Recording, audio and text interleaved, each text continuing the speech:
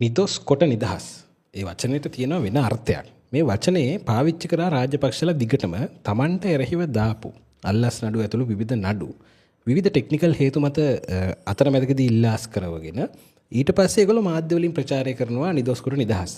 World කප් එක දිනනට පස්සේ අර ජයග්‍රාහී කණ්ඩායමේ කැප්ටන් කතාවක් කරනවා වගේ ඇවිල්ලා කතාවක් කරනවා මම ගොඩක් දුකටපත් වෙලා හිටියා හරි දුකින් හිටියා මම හරි වේදනයි දැන් මට හරි සතුටුයි ගරු අධිකරණයේ මේ යුක්ති ඉටු කරා වගේ කතාවක් කියනවා. ඒක තමයි මේ අජිත් නිවාඩ් කබ්‍රාල්ගේ සිද්ධියේදීත් සූදානම් කරලා තිබුණු ප්ලෑන් එක.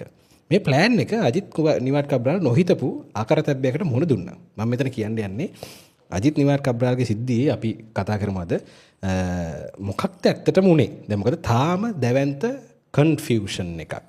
මොකක්ද ඒකට කියන්නේ අවිනිශ්චිත බවක්. දැඩිව නිර්මාණය කරලා දෙන මොකද ඇත්තටම උනේ.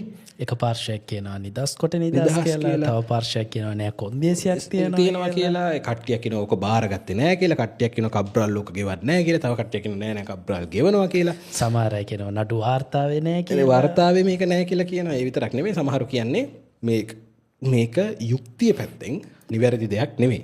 යුක්තිය පැත්තෙන් කබ්‍රාල් කරපු වැඩේට අධිකරණය හරහා නඩුව ඔප්පු කරලා දඩුවම් කළ යුතුයි. මේ මොකක්ද මේ කළේ කියලා ඒ කියන්නේ සම්පූර්ණ කතාවට විවිධ අර්ථකථන සහ විවිධ තේරුම් විතරක් නෙමෙයි මොකක්ද උනේ කියන එක ගැන පවා විවිධ අදහස් තියෙනවා. හේතුව මුලින්ම නඩු පැවරුවේ අදාළ අධ්‍යක්ෂක ජෙනරාල්වරයා ගේ අපොයින්ට්මන්ට් ඩේට් එකට කලින් දිනේ දාලා මේ දිනයක තමයි මේ චාර්ජ් ෂීට් එක අස්සම් කරලා තිබ්බේ. ඔව් කනිෂ්ක විජේරත්න අධ්‍යක්ෂ ජෙනරාල්වරයා විදිහට සිටියේදී. එතකොට නඩුව ආපු දවසේ අල්ලාස් කොමිසමේ අධ්‍යක්ෂ ජෙනරාල් කවුරුත් හිතපු නැති ගේමක් ගහලා තිබුණා. එයා මහ බැංකුවට කතා කරලා account number එකකුත් ගෙන්නගෙන account number එක ඇවිල්ලා කිව්වා මෙන්න මේ account එකට කෝටි 180ක් ඒ කොන්දේසිය මත මාස 3ක් ඇතුළත දැම්මේ නැත්නම් ආයෙ නඩු දාන්නත් පුළුවන්.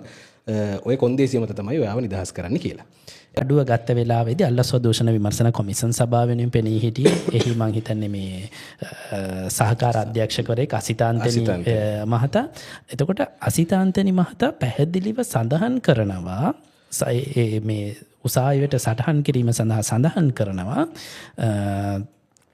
මේ කවුද අජිත් නිවාඩ් කබ්‍රාල්ට දූෂණ විරෝධී පනතේ 67 වෙනි වගන්තිය යටතේ ඒ ගාන කියන්නේ ඒ කියන්නේ කෝටි 184 කියලා කියන්නේ පාඩු රජයට පාඩු කරපු මුදල නඩුවේ තියෙනවනේ ඒක. නැවත අය කර ගැනීමේ කොන්දේසියක් මත කියන එක සටහන් කරනවා. කොට ඒ සියලු කාරණා සලකා බැලීමෙන් පස්සේ තමයි මහාධිකරණ විනිසුරු මොහමඩ් මිහාල් මහතා තීන්දුව කරන්නේ සැකකරුවන් නිදහස් කරන්නේ. හැබැයි නිදහස් කරද්දී අජිත් නිවාඩ් කබ්‍රාල්ව නිදහස් කරන්නේ දූෂණ විරෝධී පනතේ 67 වෙනි වගන්තිය යටතේ. අනිත් චෝදිතයන්ව නිදහස් කරන්නේ අපරාධ නඩු විධාන සංග්‍රහය 194 වගන්තිය යටතේ. එතකොට මුලින්ම අනිත් චෝදිතයන් තුන්දෙනාව නිදහස් කරන ඒ නියෝගය විවෘත අධිකරණයේ ප්‍රකාශ කරද්දී කියලා තියෙන්නේ මහාධිකරණ විනිසුරුතුමා 194 වගන්තිය යටතේ කොන්දේසි විරහිතව නිදහස් කොට නිදහස් කරනවා කියලා එක. හැබැයි කවුද අජිත් නිවාඩ් කබ්‍රාල්ට අදාළ නියෝගය නිකුත් කරද්දි කියලා තියෙන්නේ දූෂණ විරෝධී පනතේ 67 වෙනි වගන්තිය යටතේ නිදහස් කරනවා කියලා. ඒ කියන්නේ එතන කොන්දේසි විරහිතව කියන වචනේ පාවිච්චි කරලා නැහැ. අනික දූෂණ විරෝධී පනතේ 67 වෙනි වගන්තිය යටතේ නිදහස් කරනවා කියන්නේ ඒ පනතේ පැහැදිලිව ප්‍රතිපාදන දාන්න කොන්දේසි ඒ කියන්නේ කොන්දේසියක් නැතුව නිදහස් කරන්න බෑ ඒ වගන්තිය යටතේ. ඒ වගන්තිය යටතේ අනිවාර්යයෙන්ම කොන්දේසියක් සහිතව තමයි නිදහස් කරන්න පුළුවන්. කොන්දේසි නැතුව නිකන් දාන්න බෑනේ. එළියට දාන්න බෑනේ. එක්කෝ සමාවක් ගන්න ඕනේ. එක්කෝ පාඩු වෙච්ච මුදල් නැවත ගෙවන්න ඕනේ. එහෙම තියෙනවනේ කොන්දේසි කීපයක්. එතකොට කොන්දේසි නැතුව 67 වෙනි වගන්තිය යටතේ නිදහස් කරන්න පුළුවන්ද කියලා මම දන්නේ නැහැ. හැබැයි පනතේ තියෙන ප්‍රතිපාදන බැලූ බැලමට තියෙන්නේ කොන්දේසියක් දාන්න නැතුව නිදහස් කරන්න. නිදහස් කිරීම කියලා. මං හිතන්නේ දැන් ඩිලාන් රත්නායක මීටර් 100ක් දුවද්දි කවුද රංගදිසානක මීටර් 1000ක් දුවලා ඉවරයි. ඩිලාන් රත්නායකට කට උතර නැති වෙන තැනක් තමයි කොන්දේසියක් දැම්ම මාස 3ක් ඇතුළත මේක ගෙවන්න කියලා. දැන් එතකොට දෙවෙනි වතාවට ඉවත් කරපු මේක නැවත පවරද්දි දැන් ලේසි. දැන් ඔන්න රංගදිසානයක ඊටාම සාර්ථක ලෙස අර තුන් දෙනාවත් අයින් කරා. හරිද මේකෙන් අනිත් තුන් දෙනාව අයින් කරා. හරිද මෙයා ඉතිරි කරා කබ්‍රාල් ඉතිරි කරා ඉතිරි කරේ කොක්කක් ගහලා දැන් කබ්‍රාල්ට මේ ගාන ගෙවන්නත් බෑ ද ගෙවන්නේ නැහැ කියලා ගෙවන එකට විරුද්ධ වෙලා තියෙනවනේ වෙලා තියෙනවනේ ඔව් ගෙවන්නත් බෑ මාස 3ක් ඇති ගෙවන්නෙත් නැහැ. අන්න එතකොට තායි නඩු දාන්නේ නීතිමය පදනමකුත් තියෙනවා. තියෙනවා. ගෙව්වා කියලා උපකල්පනය කරමු ගෙව්වා කියලා. ගෙව්වොත් ඒ සල්ලි හෙව්වේ කොහොමද කියලා නඩුව කියලා දැන්. ඒ පැත්ත යන්නත් ඒ පැත්ත යන්නත් පුළුවන්. يعني කෝටි 184ක් උපයුවේ කොහොමද කියලා. මං හිතන්නේ රංග ඊටාම දක්ෂ විදිහට ඩිලාන්ලා මේ කියන්නේ මෙහෙම නැත්තම් කබ්‍රාල්ගේ ලෝයලා Tamanට ගහපු ගේම ගානට කැරකෙව්වා. මොකද මේවා මම දැනුවත්ව ඔය කබ්‍රාල්ලාගේ ඔය මේ මාධ්‍ය ප්‍රකාශ මේ මම මේ මොනවාද මේ විභාගේ පාස් වුණේ ගොඩක් මහන්සිලා පාස් වුණේ අර ඒව වීඩියෝ එකක් දැම්මනේ මේ අර ඒව කලින් ලෑස්ති කරලා තියෙන ලංකාවේ පළවෙනි වුණාම කියන ඒවා කලින් ලෑස්ති කරලා තියෙන්නේ ළමයි එහෙම ප්‍රැක්ටිස් කරලා ඉන්නේ ගොඩක් එදිනෙදා වැඩ එදිනෙදාම කරා ගොඩක් පාඩම් කරා දැන් මම විභාගේ පාස් වෙලා ඉන්නේ මට ගොඩක් අමාරු වුණා ඒ වගේ කබ්‍රාල් කිව්වා මට ගොඩක් මානසික ප්‍රශ්න ඇති වුණා මං හරි දුකින් හිටියේ දැන් අධිකරණය මාව නිදහස් කරා වගේ ටෝක් එකක් තියෙනනේ ඕක කලින් ලෑස්ති කරපු එක දැන් අනිත් ප්‍රශ්නේ තමයි මේ නඩුවට අදාළව මේ වෙද්දී සමාජ මාධ්‍ය තුලත් කතා බහට ලක්වන කාරණේ තමයි අපි කියවනේ දැන් 67 වෙනි වගන් දූෂණ විරෝධී පනතේ 67 වෙනි වගන්තිය යටතේ මේ කොන්දේසියක් දාන ඉන්නේ ගබ්‍රාල් එකඟ වුණේ නැහැ කියලා. ඒ පැහැදිලිව සඳහන් කරන්න ඕනේ පනත කිසිම තැනක නැහැ චූදිතේ එකඟ වෙන්න ඕනේ කියලා ඒ කොන්දේසියට. කිසිම වගන්තියක. හරිද? ඒකටයි කාලයක් දෙන්නේ. ඒ කාලය තුල ඒ කොන්දේසිය ඉෂ්ට කරන්නේ නැත්නම් නැවත නඩු පවරන්නේ ඒකයි මේ එතන තියෙන නීතිමය ප්‍රතිපාදනය. ඒකෙන් කිසිසේත් ගබ්‍රාල් එකඟ වෙන්න ඕනේ නැත්නම් ගබ්‍රාල්ගේ ලෝය එකඟ වෙන්න ඕනේ නැත්නම් වෙන කවුරු හරි එකඟ වෙන්න ඕනේ කියලා කිසිම ගබ්‍රාල්ගේ මාමගේ පුතා එකක වෙන්න ඕනේ.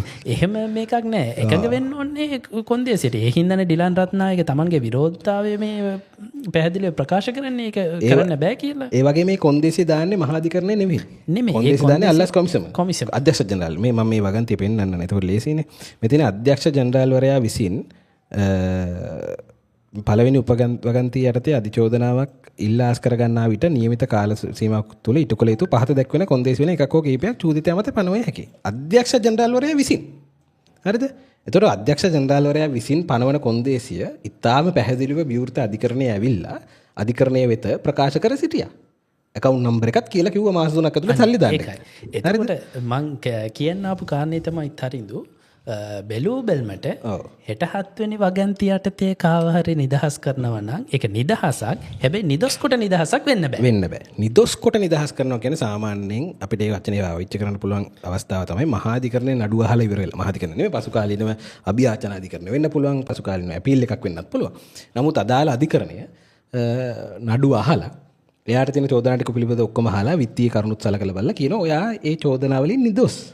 ඔයා ඒ වැරදි කරලා නැහැ කියන පදනම. ඔව්. ඉතින් මෙතන පැහැදිලිවම නිදොස් කොට නිදහස් කිරීමක් හෝ එහෙම එකක් නෙමෙයි. ඊටාම් පැහැදිලිව අදාළ චෝදනා වලට වන්දිය ගෙවන්න කියන පදනම ඒ කොන්දේසිය දාලා තමයි නිදහස් කරලා මේ නඩුව ඉවත් කරගෙන තියෙන්නේ. මාස 3ක් දැන් කබ්‍රාට chance එක තියෙනවා මේ ආතල් එක ගන්න. ඊට පස්සේ නඩු ඉවත් කරගන්න ක්‍රමවේද කීපයක් තියෙනවානේ. මේ ප්‍රතිපාදන කීපයක් තියෙනවා. මම දන්නවා මීට කලින් මේ දූෂණ විරෝධී පනත් සම්මත කරන්න කලින් වත්මන් ශ්‍රේෂ්ඨාධිකරණ විනිසුරු නවාස් මහතාටත් හිටපු අගවිනිසුරු මොහාන් පීරිස් මහතාටත් විරුද්ධව අලස දූෂණ විමර්ශන කොමිසම් සභාව විසින් කොළඹ ප්‍රධාන මහේස්ත්‍රාත් අධිකරණයේ නඩුකරයක් පවත්වාගෙන ගියා. ඒ නඩුව ගෝඨාභය රාජපක්ෂ බලයට ආපු ගමන් ඉල්ලාස් කරගත්තා. ඉල්ලාස් කරගෙනදී එවකට හිටපු කොළඹ ප්‍රධාන මහේස්ත්‍රාත්තුමා අහනවා පැහැදිලිව මොන මේ වගන්ති යටතේද මේක ඉල්ලාස් කරගන්න කියලා. සාමාන්‍යයෙන් සමහර නඩු ඉල්ලාස් කරගන්නේ නැවත පවරන්න පුළුවන් වගන්ති යටතේ. හැබැයි ඒ කාලේදී ඒ නඩුව ඉල්ලාස් කරගත්තේ නැවත නඩු පවරීමක් සිදු නොකර මේ නඩු පවරන්න බැරි විදිහට. එතකොට මෙතන තියෙන්නේ දැන් පැහැදිලිව අර තුන්දෙනාට අනිච්චූදිත තුන්දෙනාවට විරුද්ධව තියෙන චෝදනාව ඉල්ලාස් කරගෙන තියෙන්නේ වෙනම ප්‍රතිපාදනයක. අජිත් නිවාඩ් කබ්‍රාල්ට විරුද්ධව තියෙන චෝදනාව ඉල්ලාස් කරගෙන තියෙන්නේ දූෂණ විරෝධී පනත 67 වෙනි වගන්තිය. එතකොට පැහැදිලි මේ කාරණේ මොකද්ද මේ පනවල තියෙන මේ 67 වෙනි වගන්තියේ යටතේ තියෙන ඒ කාරණා ඉෂ්ට වෙන්නේ නැත්නම් අජිත් නිවාඩ් කබ්‍රාල්ට නැවත නඩුවට මුහුණ දෙන්න වෙනවා. ජන බලවේගයේ පැත්තේ අය සහ UNP පැත්තේ අය පව මම කලින් කිව්වාගේ සුජීව සේනසිංහ මේකට මූලික අයිතිවාසිකම් නඩුව දැම්මේ. උපුල් ජයසූරිය මහත්තයා තමයි මේකේ නඩුව කරේ. උපුල් ජයසූරිය කියන්නේ හැමදාම ඓතිහාසික නඩු කරපු ඒ වගේ වැඩ කරපු සෑහෙන මැදිහත් වීම කරපු කෙනෙක්. ඊට පස්සේ UNP එක මේවට විරුද්ධ වුණා ඒ කාලේ. එහෙම ඉඳලා අද මේගොල්ලෝ එක කඳවුරක ඉන්න නිසාද මන් දන්නේ නැහැ. මේගොල්ලෝ හැම වෙලේම ඍජුව හෝ වක්‍රව මේ අල්ලස් මේ තියෙන අජිත් පී පෙරේරා පාර්ලිමේන්තු මන්ත්‍රීවරයා දා පෝස්ට් එක. හරිද? රටට ග්‍රීක් පැඳුම් කරන නිසා අහිමි වූ බිලියන 1.8 ගෙවන්න විත්තිකරු පොරොන්දු වුණාද? නැත්තම් අධිචෝදනා ඉල්ලාස් කරගත්තේ ඇයි? විත්තිකරු පොරොන්දු විය යුතු නැහැ. හරිද? විත්තිකරුගෙන් පොරොන්දුවක් ගන්න එක නෙමේ මේ මෙතන නීතිමය පදනමක් නෑ එහෙම. හරිද? එතකොට මේකේ දැන් නීතිය දන්නේ නැතුව නෙමේ මේ ප්‍රශ්නේ අහන්නේ. මේ ප්‍රශ්නේ අහන්නේ ආණ්ඩුවට ඇටැක් එකක් එනවනේ එතකොට. හරියට වැඩේ කරේ නෑ වගේ. ඊට පස්සේ තව ඒ වගේම මම දැක්කා මේ සිද්ධිය ගැන මේක ෂෙයා කරලා. හරිද? කබ්‍රාල්ගේ සතුට මාවද නිදොස්කර නිදහස් කරා කියන එක මේ UNP SJP පාර්ලිමේන්තු මන්ත්‍රීවරයා ෂෙයා කරලා. එතකොට එයා මේකේ දාලා තියෙන පෝස්ට් එකක් මේ අල්ලාස් කොමිසමේ නිවේදනයේට පරස්පර කතාවක් කබ්‍රාල් කියනවා කියලා. දැන් එතකොට අජිත් පීපරට කබ්‍රාල් කියන එකද අල්ලාස් කොමිසමෙන්ද පිළිගන්නේ? දැන් කබ්‍රාල් කියන ඒවත් පිළිගන්න තැනටපත් වෙලාද දැන්?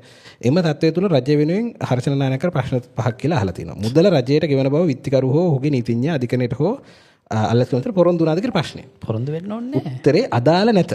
මම දැක්ක මේක උපුල් කුමරක් පෙරුමට කමෙන්ට් එකක් විතරක් දාලා තිනවා මේ ප්‍රශ්නේ.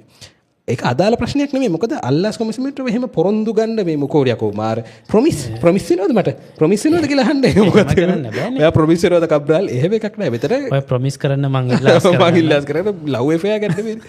ඒක නීතිමය කියන සමහරලාට දේවල් එකඟ වෙන්න නීතිමය පදනමක් තියෙනවා. මෙතන නීතිමය වශයෙන් එහෙම එකක් කරන්න ඕන කියලා එකක් නැහැ. ඒක 67 වෙනි වගන්ති යටතේ ඉල්ලාස් කරගන්න මහාධිකරණය අවසර දීලා තියෙනවා. ඒකේ මොකද්ද කියන්නේ 67 වෙනි වගන්ති යටතේ යම් කොන්දේසියක් දාලා නඩුව ඉල්ලාස් කරගන්න මහාධිකරණය අවසර දීලා ඒකයි වෙලා තියෙන්නේ. දීලා තියෙනවා. ඊට පස්සේ මේක තියෙනවා මුදල් ගෙවීමට මාස 3ක් කල්දී ගෙවූ පසු නඩුව අයින් අස් කර ගැනීමට තියෙන බාධා මොකද්ද කියලා 67 වෙනි වගන්තියේ ඒකට ප්‍රතිපාදන නැහැ. ප්‍රතිපාදන තියෙන නඩුව ඉල්ලාස් කරගන්නදී කොන්දේසියක් දාන්නයි. නැතු ඔයාගේ මේ ගෙවුවොත් ඔන්න අපි නඩුව අස් කරගන්නම් කියලා කියන්නේ ඒකත් නිකන් අර නෑ. අල්ලසක් වගේ. ඒකත් ගෙවුවොත් මේ කරවයි. ඒකට නීතිමය ප්‍රතිපාදනයක් නෑ. ඊට පස්සේ මෙලෙස කොන්දේසි මත නඩුව අස් කර ගැනීමක් මීට ප්‍රථම සිදුවී ඇද්ද කියන එක තුන්වෙනි ප්‍රශ්නේ. ඒ ප්‍රශ්නට උත්තරේ මම හිතන්නේ මේ දූෂණ විරෝධී පනත අලුත්. හරිද? ඒක වෙලා තියෙනවද? ඇත්ත වෙලා නැතුව ඇති බොහෝ දුරට. මම හිතන්නේ පළවෙනි වතාවට මේක පාවිච්චි. මම දන්නා තරමින් නෑ. මේක පළවෙනි අවස්ථාව. හැබැයි කොහේ හරි පටන් ගන්න එපේ. ඔව්. හතරවෙනි ප්‍රශ්නේ මෙසේ කටයුතු කිරීමට අල්ලාස් කොමිසම නීතිමය බලයක් ලැබුණේ කෙසේද? මේ නීතිඥ පාර්ලිමේන්තු මන්ත්‍රී අජිත් පෙරේරා අහන ප්‍රශ්න. මේ තියෙන වගන්ති හරිද? උත්තර දෙන්න ඕනේද? මම කියන්නේ මම මෙතන කියන්නේ මොකක්ද දන්නවද? ඊට පස්සේ පස්වෙනි ප්‍රශ්නේ මේ දූෂණ විරෝධ චෝදන ලබා ඇති මාලිබා JVP කැබිනට් ඇමතිවරයෙකු බේරා ගැනීම සඳහා කොමිසම තුළ පරිසර නිර්මාණය කරගන්න මෙතන මොකක්ද හදන්න යන්නේ? මෙතන ලොකු මේ SJB එක පවා මේ වෙලාවේ මේ ඒගොල්ලොන්ට බලය තිබුණානේ. ඒගොල්ලන්ට අවුරුදු ගණන් බලය තිබුණා. UNP එකට ඕගොල්ලොන්ට බලය තිබුණා. තිබුණු කාලවල මේවට පියවර ගත්තා නම් මේවා ඉවරයි. එතකොට ඒගොල්ලොන්ගේ කාලවල නොකරපු දේ මම කියන්නම්. දැන් මෙතන මේ නඩුව මේ කේස් එක ෆසිල්ම ඉක්මනට යවන්නම්. මේ නඩුව මේ කේස් එක ඇත්තටම මේකේ ඔප්පු කළ යුතු දේ තමයි මෙතන ඇත්තටම දැන් ওই කබ්‍රාල්ලගේ තර්ක ටික දාන්න පුළුවන් වෙලා තියෙන්නේ අර සාර්ථකව කරා මේක ඩිසිෂන් මේකින් පොඩි අවුලක්. මොකද මෙතන කැච් එක තියෙන්නේ මේක ඉන්න තව ප්ලේ කෙනෙක්. මූල්‍ය වෙළඳ පොලේ මේ අපි අපේ රටේ මහජන මුදල් යොදවලා මේක මිලදී අරගෙන මේ බැඳුම් කර විකුණන වෙන ඩීල් එකක් තියෙනවා. මේ ඩීල් එක තිබිය යුතුයි. මේක ස්වභාවය අනුව මට පේනවා ඩීල් එකක් තියෙනවා. එතකොට මෙතන තව ප්ලේ කෙනෙක් නෑ. එතකොට ඒ විමර්ශකයන් සොයාගත යුතුව තිබුණා කබ්‍රාල්ලගේ කාලේ ඒවට වෙච්ච කමියුනිකේෂන් කෝල් ගත්ත ඒවා මුදල් ට්‍රාන්සැක්ෂන් වෙන සල්ලි හොමාරු වෙලා තියෙනවා. මේක ජාත්‍යන්තර මට්ටමේ දැවැන්ත අපරාධයක්. මොකද 2012 වුණේ 2011-12 වුණේ 2015 ආණ්ඩුව ආවට පස්සේ මේවා ඉන්වෙස්ටිගේට් කරන්න තිබුණා. මේවා මතු පිටාර්ථයෙන් මේ එහෙම නෙමෙයි ගැඹුරු ගවේෂණයක් කරන්න තිබුණා. දැන් ඒක පරක්කු වැඩි. දැන් අවුරුදු 13ක් ගිහිල්ලා. දැන් අල්ලාස් කොමිසමට නිලධාරීන් නැහැ, පහසුකම් නැහැ. ඒව හැදුවේ නැහැ මේගොල්ලෝ. එතකොට එතකොට ඒ නිසා තමයි මේ මතු පිටින් අත ගාලා අහන්නේ. එහෙම තමයි මේ තීන්දුවනේ බලන්නකෝ සාමූහිකව ගත්තේ මේ එහෙමයි කියලා හිතලා නෙමෙයි කරේ. වැරදුනා පොඩ්ඩක් අනේ දන්නේ නැද්ද කියලා වගේ තැනට එන්නේ. හරි කාට හරි පාර්ලිමේන්තු මන්ත්‍රීවරයෙකුට 67 වෙනි වගන්ති සම්බන්ධයෙන් ප්‍රශ්නයක් තියෙනවා නම් පාර්ලිමේන්තුවේ ඒ සම්බන්ධයෙන් සංශෝධන ගෙල්ල මොකක් හරි කරන්නේ. හැබැයි දැනට සම්මත නීතියක් ඕක. කොහොම හරි මේගොල්ලොන්ට බලය තිබුණු කාලේ හොයලා ඔප්පු කරපු නැති මේ සිදුවීම්. හරිද? මේගොල්ලොන්ට බලය තිබුණු කාලේ ඔප්පු කරගන්න බැරි වෙච්ච මේවා දැන් මේගොල්ලෝ තමන්ට තියෙන පහසුකම් සහ තමන්ට තියෙන තොරතුරු සහ තමන්ට කරගන්න පුළුවන් මට්ටමත් එක කරන්න try කරනවා. අඩුතරමේ ඒ කරන්න try කරද්දී ඒගොල්ලොන්ට එක එක අභියෝග වලට මුහුණ දෙන්න වෙනවා, නඩු ගයින් කරගන්න ආයෙ දාන්න වෙනවා, එක එක ඒවට නීතිමය මේවා පාවිච්චි කරන්න වෙනවා, එක එක පාරවල් තෝරන්න වෙනවා. මම හිතන්නේ රංග දිසානායක ඊටාම ජීනියස් මූව් එකක් කල්පනා කරලා උපක්‍රමශීලීව තමයි මේක කරලා තියෙන්නේ. නඩුව ඉල්ලාස් කරගත්තා. හැබැයි මාස 3ක් යද්දී ආයෙ දාන්න දොරක් ඕපන් කරගෙන කබ්‍රාට නඩුව දාන්න ඕපන් කරගෙන. මම ඒකෙදි අල්ලාස් කොමිසමේ අධ්‍යක්ෂ ජනරාල්ව විශ්වාස කරනවා අපිට අපිට විශ්වාස කරන්න පුළුවන්. කවදාවත් කබ්‍රාල්ලට පැනලා යන්න දෙන්නේ නැහැ කියලා අපි විශ්වාස කරනවා. අනුර ඩීල් දැම්මත් රග්ග දාන්න අනුර දානවා කියලා කියන්නේ. අනුර කොහෙත්ම කබ්‍රාල් එක ඩීල් දාන්නේ නැහැ. ඒ දැම්මත් කබ්‍රාල් දාන්න මේ කවුද රංග දාන්නේ නැහැ කියන විශ්වාසය තියෙනවා. ඒ මත පදනම් අපි කියන්නේ මේක ඉස්සරහට හරියට සිද්ධ වෙයි සහ රංග මේ කබ්‍රාල්ලට බේරෙන්න ලැබෙයි කියලා මම හිතන්නේ. තව ඉස්සරහට මේ කතාව තව ගොඩක් යනවා. ඒකෙදි මම SJB එක ඇතුළු අයගෙන් ඉල්ලන්නේ ඔබ මොන පැත්තද හිටගත්තේ කියන කඩුතරේ මතක තියාගෙන මේ අපරාධ සිද්ධ වුණ කාලේ දැන් බොරුවට මේ කබ්‍රාල්ලක පැත්තේ හිට ගන්න එපා කියන මතක් කරමින් අපි යනවා සුබ දවසක්.